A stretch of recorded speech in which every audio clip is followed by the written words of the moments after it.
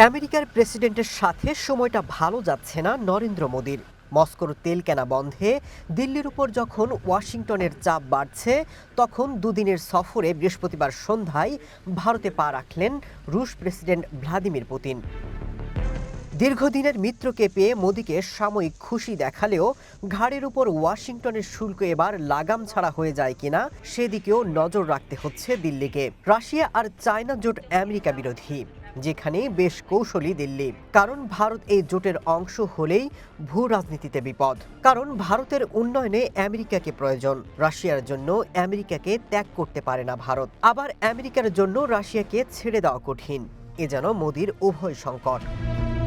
রাশিয়ার সাথে ভারতের দ্বিপক্ষীয় সম্পর্ক কতটা নিবিড় হবে সেটা দিল্লির হাতেই ছেড়ে দিয়েছে মস্কো। দিমিত্রি পেসকভ মন্তব্য করেছেন, চায়নার সাথে রাশিয়ার সম্পর্কের দিগন্ত যেমন বহুদূর পর্যন্ত বিস্তৃত, ভারতের ক্ষেত্রেও তাই। তবে ওই সম্পর্ক কতটা বিস্তৃত হবে তা নির্ভর করছে ভারতের উপরই। ভারত যতটা এগিয়ে আসবে, আমরাও ততদূর পর্যন্ত এগিয়ে যেতে প্রস্তুত। ভারত যতদূর পর্যন্ত সহযোগিতা বৃদ্ধি করবে, আমরাও তার জন্য প্রস্তুত আছি। বিশ্লেষকরা বলছেন, ভারতকে রাশিয়ার পথে একমুখী করতে পারলেই মস্কো তার কৌশলে সফল।